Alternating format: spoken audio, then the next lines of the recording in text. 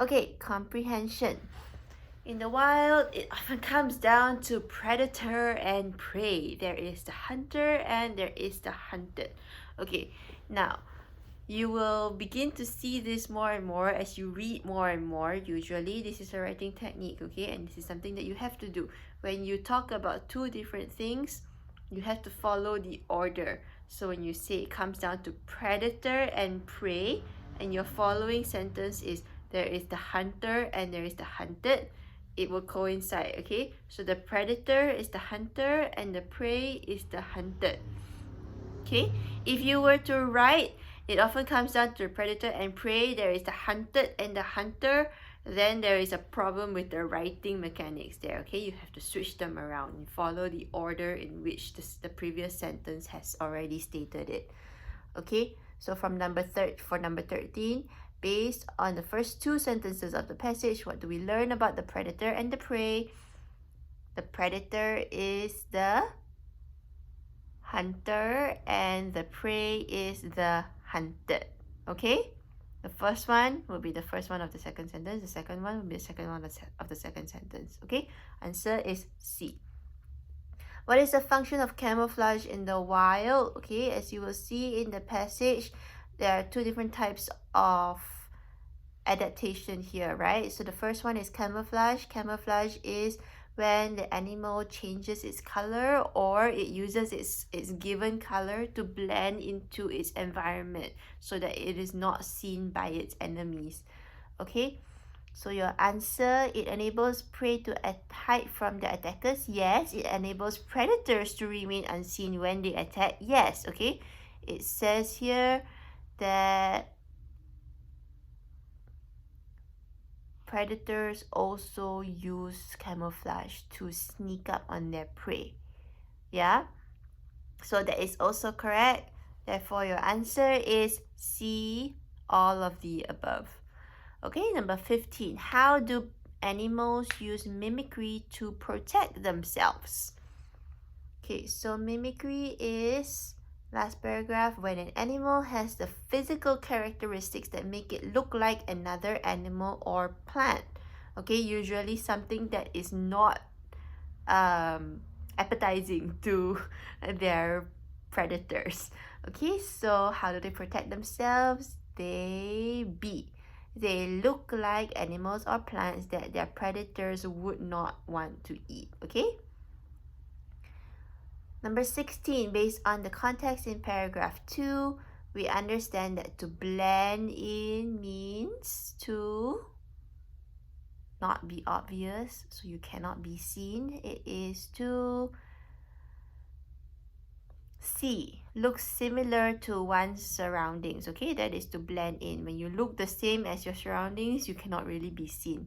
To stand out means you're very clear. Okay, to become invisible means you vanish. That's not what it means. Okay, you can still see you, it's just very difficult to see you. And D is to get mixed up into something. You don't get mixed up into it, you just cannot be seen. Okay, so that is blend in. Number 17, if a chameleon was on a green and brown leaf, what color do you think it would be? Chameleons can change their colors to look exactly like the thing that they are on.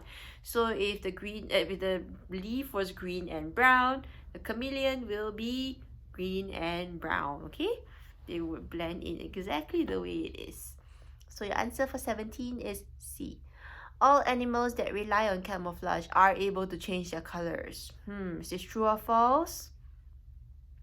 False. Okay, chameleons can change their color, but not all animals that rely on camouflage can change their colors. The examples that they gave to you here were giraffes and goats, right?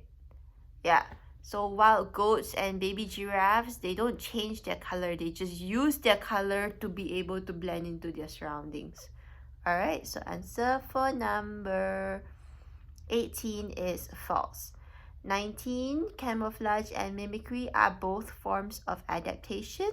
Yes, true. Okay, they are both ways that animals can use to hide from their predators or to be able to catch their prey. Okay, number 20, the sentence camouflage often works the other way around too. Means that This was the part I was talking about earlier, right? It's not just the prey that uses camouflage. It's not just the people hiding from the enemies that use camouflage. It is also the ones that are hunting. Okay? If I want to sneak up on you to eat you, I don't want you to see me, right? So that's why it works the other way around too. So camouflage is not only used by prey but by predators as well. Yes, that's true. Camouflage can also be used when standing upside down. And well, the statement is true, but that does not mean what that sentence says, okay? When it says that camouflage works the other way around too, it does not mean that camouflage can also be used when you're standing upside down, even though you can stand upside down and use camouflage. And C, camouflage can also be used to make one easier to find. Okay, no, that's not true. So your answer for number 20 is A. Okay, B and C are false, so it cannot be all of the above.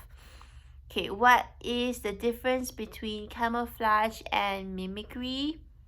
You need to state the differences. Okay, so camouflage is blah blah blah blah blah, and mimicry is blah blah blah blah blah. I want to see your answers, so submit them to me and then I will check. Alright, but make sure you write in full sentences.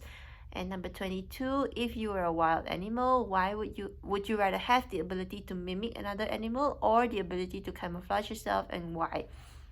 Okay, so there's no wrong answer here. You can choose, do you want to camouflage or do you want to mimic?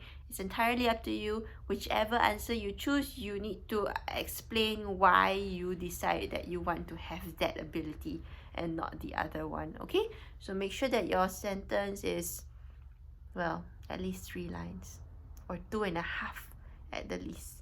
Okay, and that is all for this lesson. Bye bye.